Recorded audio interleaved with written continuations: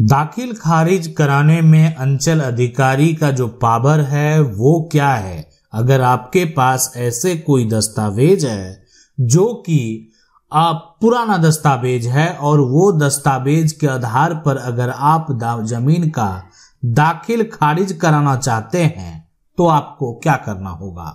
देखें, ये जमीन का टुकड़ा है और इस जमीन का दाखिल खारिज नहीं हुआ है। ये अभी भी जो पुराने जमीन के मालिक हैं, पुराने जमीन के मालिक उसी के नाम पर दर्ज है। जमीन का उपयोग आप कर रहे हैं, इसमें आपके द्वारा, आपके परिवार के द्वारा फसल लगाया जा रहा है। जमीन की रजिस्ट्री भी आपके पास मौजूद है, जमीन का कागजात भी आपके पास मौजूद है, लेकिन आज तक जो है आपने दाखिल खारिज नहीं कराया। तो देखें, अगर आपने नहीं कराया है तो आप यहां पर देखें कि ऑनलाइन जो म्यूटेशन है, आप ऑनलाइन म्यूटेशन जो है देख रहे हैं, इसमें जाएंगे और इसमें सारा जो इंफॉर्मेशन है वो इसमें दर्ज करेंगे। यानी जो भी जानकारी है इसमें आपको मेंशन करना है।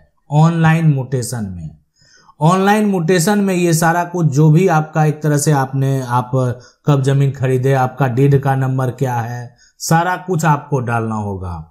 उसके बाद वेरीफाई किया जाएगा, जांच तो होनी चाहिए इस जमीन का विक्रेता कौन है। तो देखें, अब ऐसा हुआ ना कि विक्रेता तो मर चुका है, विक्रेता है भी नहीं अब जीवित। विक्रेता के बच्चे जो हैं उनके नाम से जमीन है, ठीक है। यानी व्यू जब देखेंगे, व्यू यहाँ पर जब जमाबंदी आप इंफॉर्मेशन देखेंगे तो अब जो है यहाँ पर बच्चे के नाम से ये जमीन अभी वर्तमान में जमाबंदी कायम हो गया। तो विक्रेता के नाम से जमाबंदी मिलेगा ही नहीं।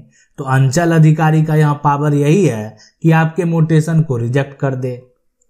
इसलिए रिजेक्ट कर दे कि यहाँ पर साफ साफ स्पष्ट तरीके से लिख दे, मेंशन कर दे कि यहाँ पर विक्रेता के नाम से जमाबंदी कायम नहीं है। ये जमीन का जो जमाबंदी है उस पर विक्रेता का उसमें कुछ अब है ही नहीं, इसलिए कि अब उनके बच्चे के नाम से जमाबंदी, अलग अलग जो उनके बेटे हैं उनके नाम से जमाबंदी ट्रांसफर हो गया।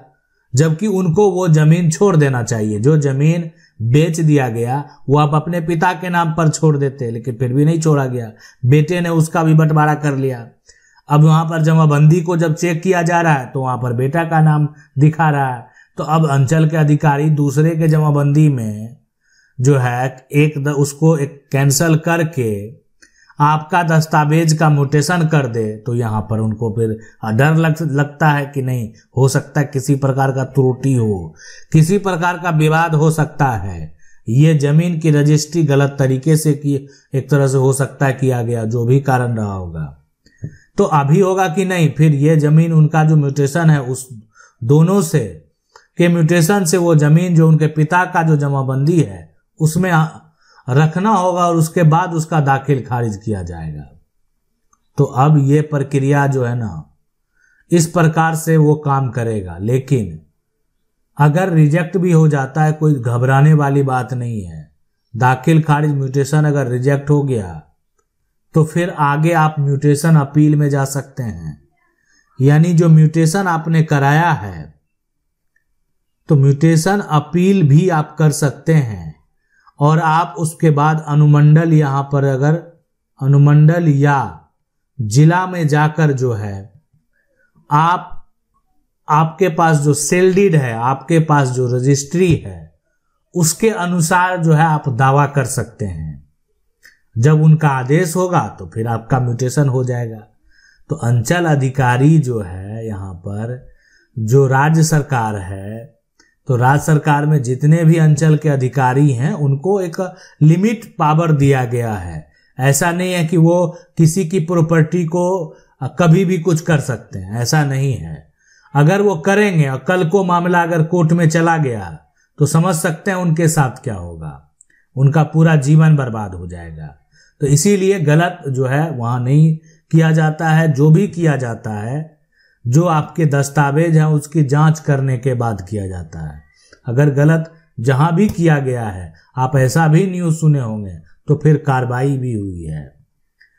वीडियो अच्छा लगा वीडियो को लाइक जरूर कर दें। अगर कानूनी तराजू चैनल को पहली बार देख रहे हैं तो चैनल को सब्सक्राइब करके जो बेल आइकन उसको जरूर दबा लें।